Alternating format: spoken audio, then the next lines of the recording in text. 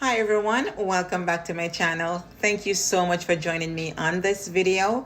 Thank you so much for the support. It is appreciated. From time to time, we show you the recipients getting homes through the Hope Project. So Hope is under the umbrella of the new social housing program. Hope means Housing Opportunity Production and Employment Program through the Ministry of Economic Growth and Job Creation. So that is headed by the Prime Minister, right? Not many times you get to see inside the homes, and this one you'll get to see a full home tour, right? It is a beautiful home with very spacious bedrooms, right?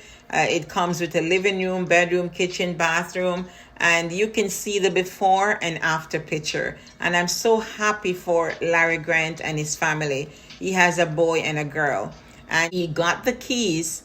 As fate would have it, he got the keys the same day his spouse is having her birthday. So you can just imagine what a wonderful birthday gift this is. You can just imagine how excited she is to own this home. You can just imagine how she is anxious to start decorating it, of course, to their liking and their taste, right? So you're going to get a full tour of this home. Usually we don't get a full tour. You'll see just a snippet of the home. And I'm glad that Larry did this for us, that everyone can see the inside of the Hope home and look how beautiful they are inside as well as outside. As Larry takes us on a heartwarming tour of their newfound sanctuary, a place where dreams are going to be made. This is our living room here. This is our living room here. This room is the master bedroom. It's round here, come trouble. Round here is the bathroom. In this side is my daughter's room. Yes, this is my daughter's room inside here. Yeah. Right. And the next room now. This is the next room around here. This my son's room around here. Yes, although one of them a baby. I hope you like my little tour of the house. And as you can see, it's a beautiful house and we are so appreciated. So we want to say thanks again to all of who make this possible. So we're going to turn to a much sadder topic. Of course, we never ever like to even discuss these things. We just wish that these things would never happen, but unfortunately, these things continue to happen time and time again. We've seen violence in the schools. We have heard from the Minister of Education and what they're going to do to combat violence in the schools. We've heard so many things that they're going to be doing, and yet we still hear about violence in the school.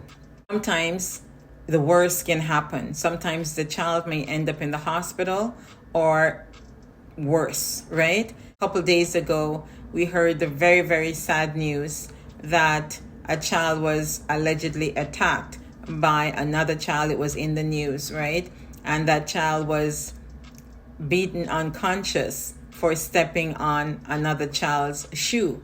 And what really grabbed my attention is, where did they learn that from? This is something that has happened on numerous occasions, between adults, right? And we have seen it happen in parties and concerts and on the bus, on public transport as well. If someone, barely brushes you or steps on your shoe, to be honest, sometimes it can get violent, right? And people have even lost their lives because of that. The children are copying the actions of the adults. So it's important for the adults to show the children, not just talk about it, but show them positive actions and how you deal with certain things. When a problem arises, how you take care of that problem. If you're at your home, something happens between you and a neighbor, how do you respond? Do you keep your cool? Do you try to discuss it? Do you come to an amicable solution? Are you still resorting to running for weapons to solve issues when we all know that just escalates it? Because what's that going to do? You're going to lose your life, or you're going to take someone else's life, and most likely, most of the times, that person is a parent or a grandparent. So you're going to make a child motherless or fatherless, or they're without grandparents. And when you don't have the matriarch in the home, you're going to be damaging that home. That home is going to crumble because that support system is no longer there for the children. And what's going to happen to the children when there's no one there to support them financially and otherwise, to raise them up to be good citizens? They're going to fall by the wayside. Very vicious cycle that will happen, right? So we have to mitigate that or stop that completely. Stop running for weapons. Stop hurting each other. Nothing gets solved when violence is introduced. You're either going to end up in prison, you are going to lose your life, or you may lose your life, or you may take someone else's life, or you may cause serious injury or damage to someone else, and vice versa. And the children are looking and learning.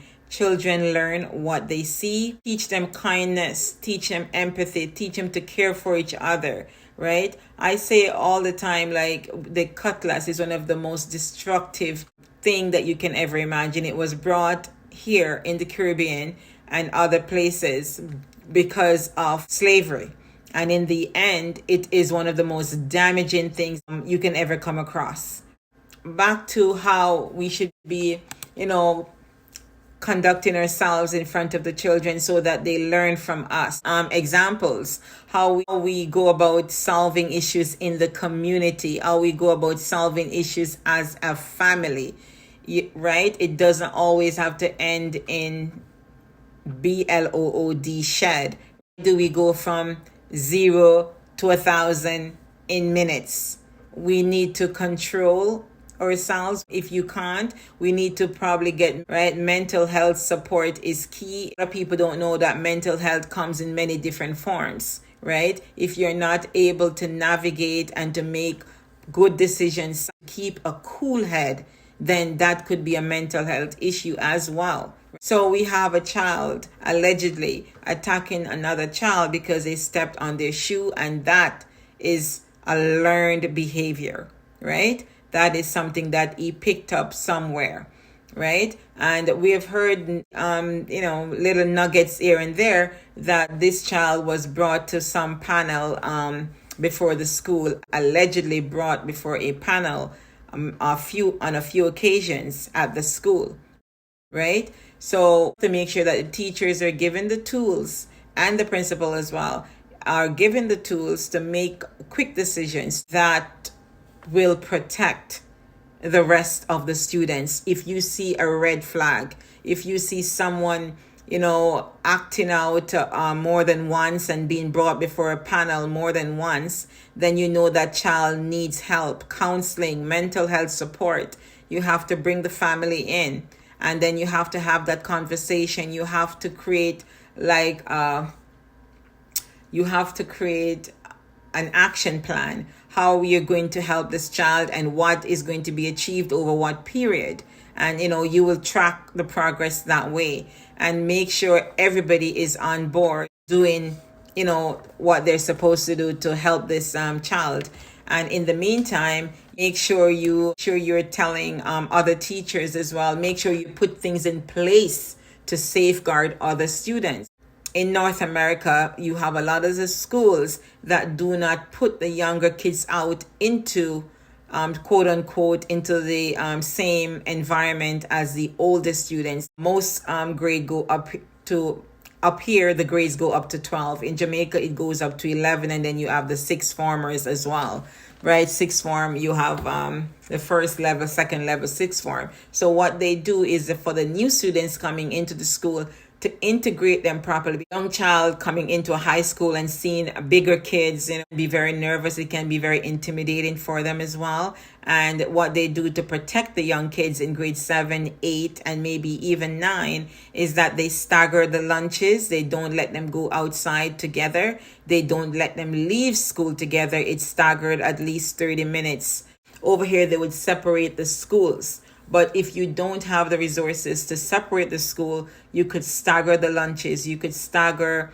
the time that they leave the school property. Also have programs like mentoring programs where you could have anti-bullying signs all over the schools and in the classrooms. You make sure you tell them there are consequences if you assault, whether verbally or physically, another student. You tell them, you get the officers to come into school at the beginning of school. When they see officers coming in and giving that pep talk and telling you how to conduct yourself and what will happen in the event of, then people will, of course, take it seriously and restrict their behavior. Another thing that they could do is make sure that they're communicating with home, because sometimes there are issues going on at home and then it explodes at school, right? So most times when you see a child acting up and out, it is something that is going on at home, right? And then they will come and, be like a disturbance, disturbing the class, or getting violent with someone or cursing someone, and you know that something is going on here. Let's talk about it. Let's bring in the parents. Let's create the action plan. Let's make sure other kids are protected. You could go from there. There's so many things. You promote awareness, right? Safety, as well as mental health and support for the children who are going through anything at all. You have an open door policy where they can come in and speak to guidance counselors, speak to teachers. And another thing is the schools need more than one guidance counselors. You can't have 400 or 500 kids in the school and only one guidance counselor. We've come to the end of the video. Please remember to like, share, and subscribe. Take care of yourself and others. Children learn what they see.